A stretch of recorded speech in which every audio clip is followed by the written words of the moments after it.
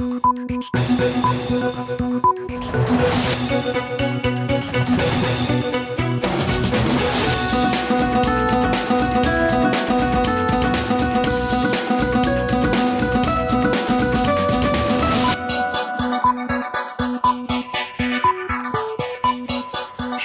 সবাইকে স্বাগত। সন্ধ্যার মাছরাঙা সংবাদে আপনাদের সঙ্গে আছেন ফারহানা পারভিন। শুরুতে জানিয়ে দিচ্ছি গার্ডিয়ান লাইফ ইন্স্যুরেন্স সংবাদ শিরোনাম। কোটা সংস্কারের দাবিতে এবং হামলার প্রতিবাদে আজও বিভিন্ন স্থানের সড়ক অবরোধ করেছে আন্দোলনকারীরা। ঢাকা বিশ্ববিদ্যালয় সহ কয়েকটি ক্যাম্পাসে পুলিশের সঙ্গে আন্দোলনকারী শিক্ষার্থীদের সংঘর্ষ হয়। গায়েবাড়া জানাজার পাশাপাশি কোথাও কোথাও বের করা হয় কফিন মিছিল। দেশের বিভিন্ন এলাকায় আওয়ামী লীগ অফিসেও হামলা হয়েছে।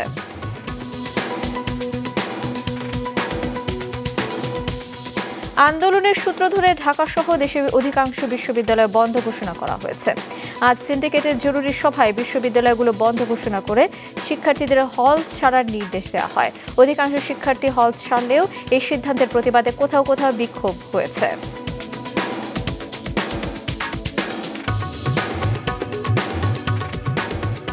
ছাত্র আন্দোলনকে সরকার উৎখাতের আন্দোলনের রূপ দেওয়ার চেষ্টা করা হচ্ছে বলে অভিযোগ করেছে আওয়ামী লীগ। লাশের রাজনীতি করতে চায় বিএনপি জামায়াত, এমন অভিযোগ করে দলের সাধারণ সম্পাদক এর বিরুদ্ধে সবাইকে রুখে দাঁড়ানোর আহ্বান জানান। এদিকে বিএনপি মহাসচিব দাবি করেছেন তারা শিক্ষার্থীদের আন্দোলনে শুধু সমর্থন দিয়েছেন, অংশ নেননি। শুনছিলেন শিরোনাম, এবার বিস্তারিত সংবাদ। ঢাকা বিশ্ববিদ্যালয়ে পুলিশের সঙ্গে কোটা সংস্কার আন্দোলনকারী শিক্ষার্থীদের আজও সংঘর্ষ হয়, আহত হয়েছে অনেকে। দফায় দফায় টিয়ার শেল এবং সাউন্ড গ্রেনেড নিক্ষেপ করে পুলিশ। হল ছাড়ার নির্দেশের প্রতিবাদে জাহাঙ্গীরনগর বিশ্ববিদ্যালয়ের সিন্ডিকেট সদস্যদের অবরুদ্ধ করে রেখেছে শিক্ষার্থীরা। রিপোর্ট করছেন হাসান তানভীর। ঢাকা বিশ্ববিদ্যালয়ের রাজু ভাস্কর্যের সামনে গায়েবানা জানাজা হবার কথা থাকলেও পুলিশি বাধার কারণে স্থান পরিবর্তন করে বিকেলের দিকে দলে দলে মিছিল নিয়ে উপাচার্যের বাসভবনের সামনে আসতে থাকেন কোটা নিয়ে আন্দোলনে থাকা নেতাকর্মীরা। পরে সেখানে জাতীয় পতাকা মোড়ানো কফিন সামনে রেখে জানাজা পড়েন কোটা বিরোধীরা। এরপর 6টি প্রতীকী কফিন নিয়ে টিএসসির দিকে এগুতে থাকে বৈষম্য বিরোধী ছাত্র আন্দোলনের নেতাকর্মীরা। হঠাৎই পুলিশ অ্যাকশন শুরু করে। গায়েবানা জানাজা শেষ করে মিছিল নিয়ে টিএসসির দিকে যেতে চাইলে তখন এভাবেই সাউন্ড গ্রেনেড মারা হয় আইন শৃঙ্খলা রক্ষাকারী বাহিনীর পক্ষ থেকে। এ সময় কোটা বিরোধী আন্দোলনকারীরা ক্যাম্পাসের মল চত্বরে অবস্থান নেয়। সেখানে পুলিশের সাথে তাদের ধাওয়া পাল্টা ধাওয়া চলতে থাকে।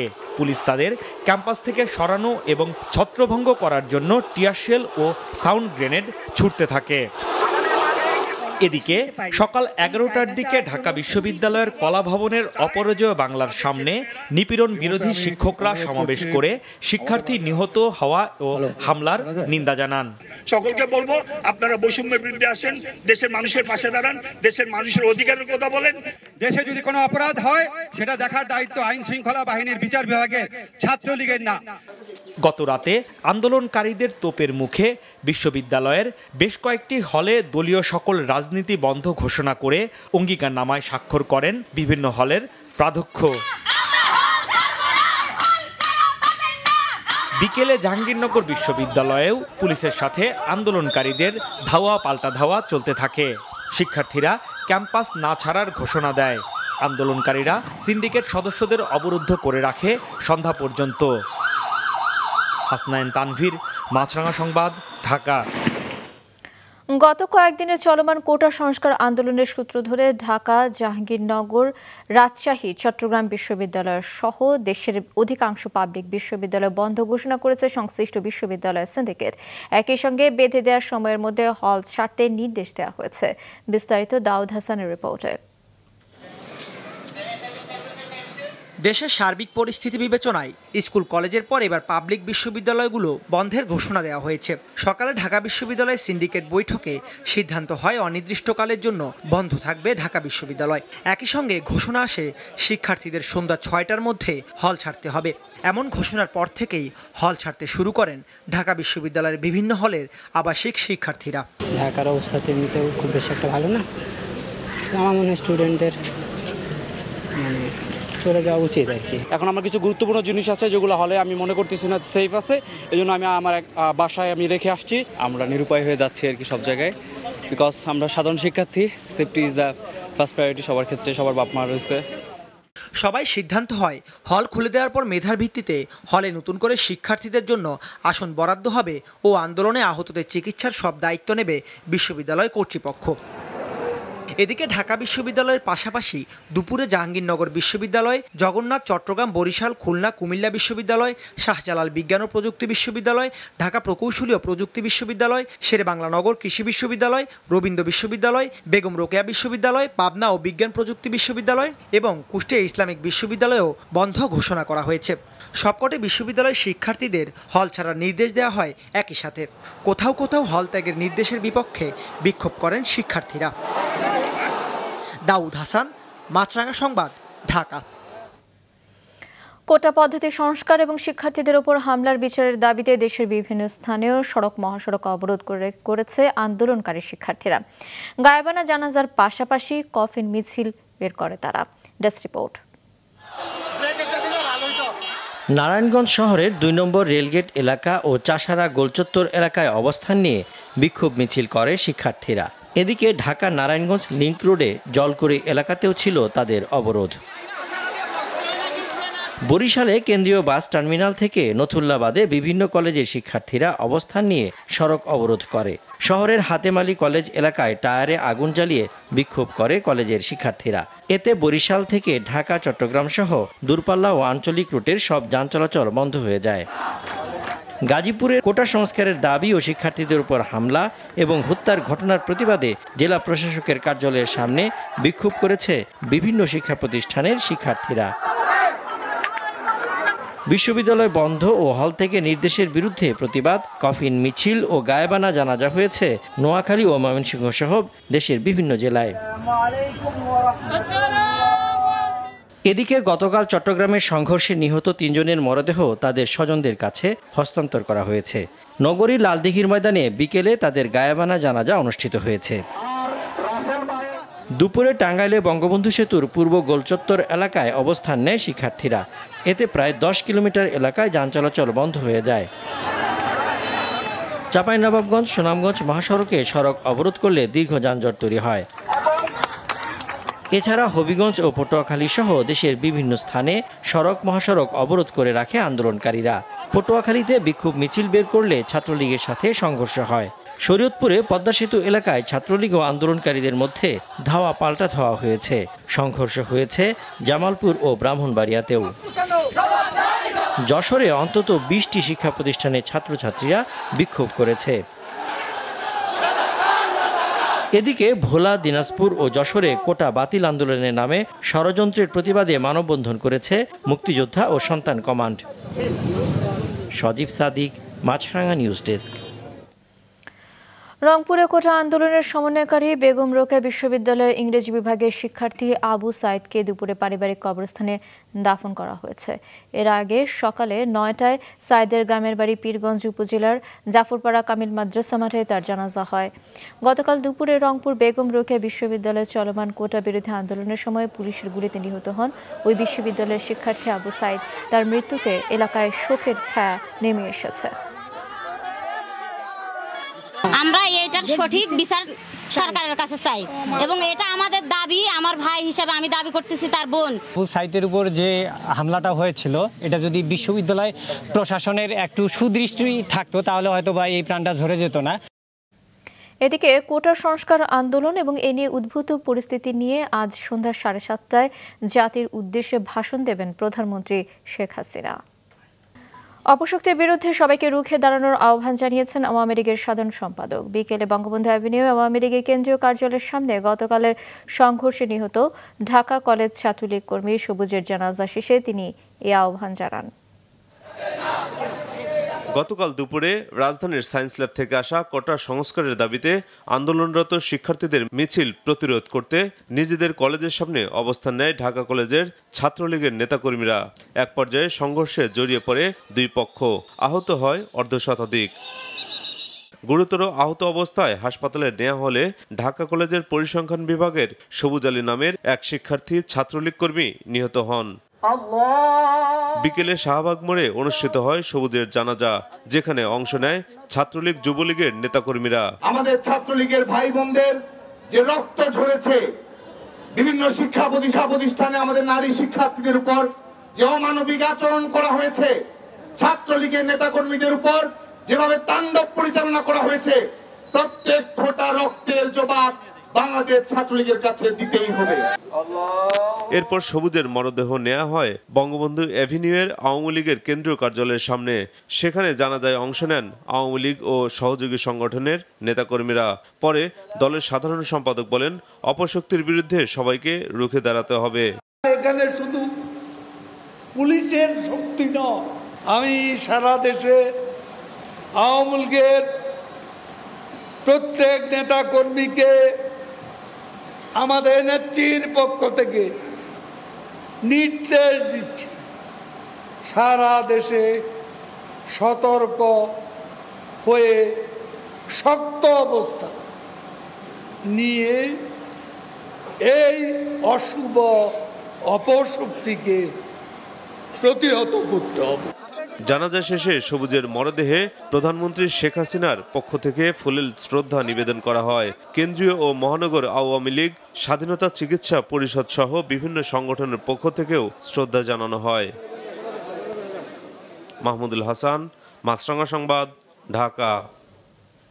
এদিকে বিএনপি মহাসচিব দাবি করেছেন, শিক্ষার্থীদের আন্দোলনের শুধু সমর্থন দিয়েছে, এতে অংশ নেয়নি বিএনপি। দুপুরে বায়তুল মোকাররমের সামনে গতকালের সংঘর্ষে নিহতের স্মরণে অনুষ্ঠিত গায়েবানা জানাজা শেষে তিনি এসব কথা বলেন।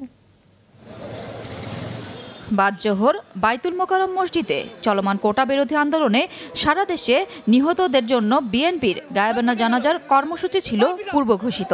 দুপুরের আগ থেকেই বায়তুল মোকাররম মসজিদের সামনে জড়ো হতে থাকেন নেতাকর্মীরা। এ সময় মসজিদের ভেতরে পরিচিত নেতাকর্মী ছাড়া অন্যদের প্রবেশে বাধা দেয় পুলিশ। পরে নেতাকর্মীদের নিয়ে জানাজা আদায় শেষে সাংবাদিকদের সাথে কথা বলেন বিএনপি মহাসচিব মির্জা ফখরুল ইসলাম আলমগীর। তিনি বলেন, কোটা বিরোধী আন্দোলন সম্পূর্ণভাবে শিক্ষার্থীদের আন্দোলন। আন্দোলনের সঙ্গে শিক্ষার্থীরা সরাসরি জড়িত। আমরা এই আন্দোলনের সঙ্গে কখনোই সরাসরি জড়িত নই। আমরা তাদেরকে নৈতিক সমর্থন দিয়েছি এবং সেই নৈতিক সমর্থন আমরা দিয়ে যাব। প্রতিটি বিশ্ববিদ্যালয় বন্ধ করে আন্দোলন নিয়ন্ত্রণে সরকারের চেষ্টার নিন্দা জানান মির্জা ফখরুল। পাকিস্তান আমলে পাকিস্তান শাসক গোষ্ঠী এইভাবে তারা আন্দোলন দমন করার চেষ্টা করেছে, কিন্তু সেই দমন করতে পারেনি। ঠিক একইভাবে আজকে তারা যেভাবে চেষ্টা করেছে সেটার সঙ্গে আমরা কোনো মতেই একমত নই। জানাজা শেষে বিএনপি নেতাকর্মীরা মসজিদ থেকে বেরিয়ে এলে সেখানে পুলিশের সাথে ধাওয়া পাল্টা ধাওয়ার ঘটনা ঘটে। বিএনপি নেতাকর্মীরা পুলিশের উদ্দেশ্যে ইট পাটকেল ছুড়লে পুলিশও পাল্টা টিয়ার শেল নিক্ষেপ করে।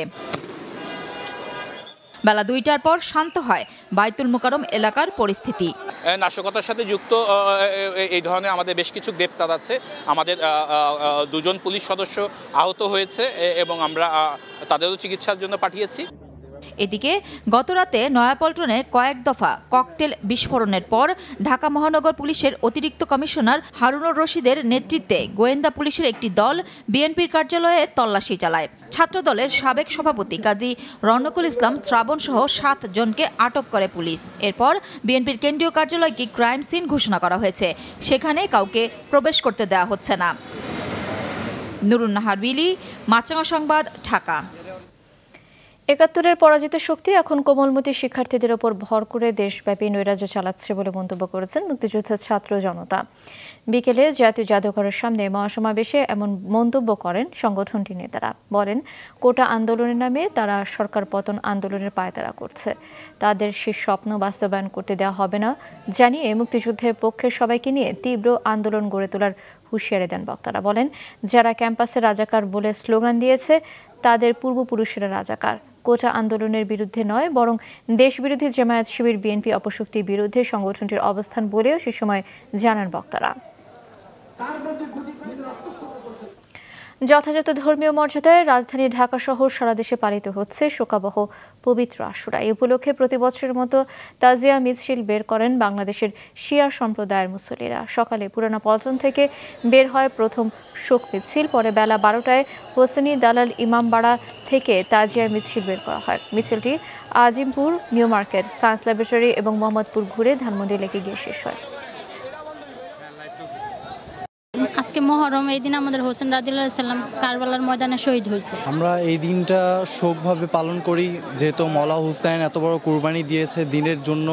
একদিনে 72 জানাজা তুলছেন, দেন তারপর আপনার যে সন্ধ্যার সময় তিনি শহীদ হয়েছেন, তার জন্য তার ইয়াদগারের মধ্যে আমরা এই শোক মিছিল বের করা হয়।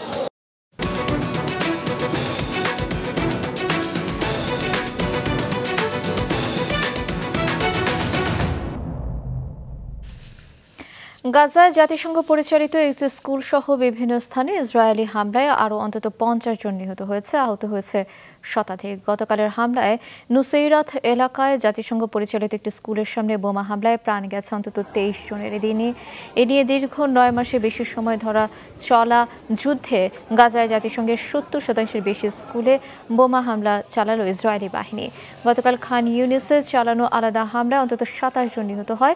গাজায় যুদ্ধবিরতির লক্ষ্যে ইসরায়েল এবং হামাসের সঙ্গে মধ্যস্থতার জন্য কাজ চলছে বলে জানিয়েছে যুক্তরাষ্ট্র। এ নিয়ে দের আল বালা এলাকার 7 লাখ বাসিন্দা সুপেয় পানির সংকটে ভুগছেন বলে জানিয়েছে জাতিসংঘ।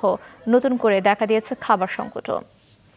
কানাডার টরন্টোতে প্রবল ঝড় বৃষ্টির কারণে আকস্মিক বন্যা দেখা দিয়েছে। এতে প্লাবিত হয়ে পড়েছে বেশ কয়েকটি মহাসড়ক সহ বিস্তীর্ণ এলাকা। কানাডার আবহাওয়া বিভাগ জানায়, স্থানীয় সময় মঙ্গলবার টরন্টোর বিভিন্ন স্থানে 3টি মৌসুমী ঝড়ের প্রভাবে ভারী বৃষ্টিপাত হয়। 24 ঘন্টায় প্রায় 100 মিলিমিটার বৃষ্টিপাত রেকর্ড করা হয়, যা 1941 সালে এই শহরের দৈনিক বৃষ্টিপাতের রেকর্ডকে ছাড়িয়ে গেছে। শহর জুড়ে বন্যার পানিতে তলিয়ে গেছে রাস্তাঘাট। এতে ভোগান্তিতে পড়েছেন বহু মানুষ। ঝড়ের কারণে প্রায় 2.25 লাখ মানুষ বিদ্যুৎ বিচ্ছিন্ন হয়ে পড়েছে। ভারী বৃষ্টিপাতের কারণে গতকাল টরন্টোর বিলি বিশপ বিমানবন্দর থেকে বেশ কয়েকটি ফ্লাইট বাতিল করা। সন্ধ্যার সংবাদ শেষ করছি, তার আগে গার্ডেন লাইফ ইন্স্যুরেন্স সংবাদ শিরোনামগুলো আরও একবার।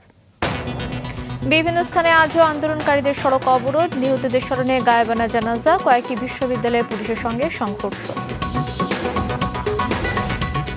আন্দোলনের সূত্র ধরে অধিকাংশ বিশ্ববিদ্যালয় বন্ধ ঘোষণা, হল ছাড়ার নির্দেশ উপেক্ষা করে কোথাও কোথাও শিক্ষার্থীদের বিক্ষোভ। লাশের রাজনীতি করতে চায় বিএনপি জামায়াত, অভিযোগ ওবায়দুল কাদেরের। শিক্ষার্থীদের আন্দোলনে শুধু সমর্থন দেওয়ার দাবি ফখরুলের। এ ছিল সন্ধ্যা সংবাদে। ফেসবুকে আপডেট পেতে ভিজিট করুন মাছরাঙ্গা টেলিভিশনের পেজে, ইউটিউব চ্যানেলেও দেখতে পারেন আমাদের সংবাদ প্রতিবেদন এবং অনুষ্ঠান। এতক্ষণ সঙ্গে থাকার জন্য ধন্যবাদ জানিয়ে আমি ফারহানা পারভিন শেষ করছি সন্ধ্যার মাছরাঙ্গা সংবাদ। এই দিন এইভাবে।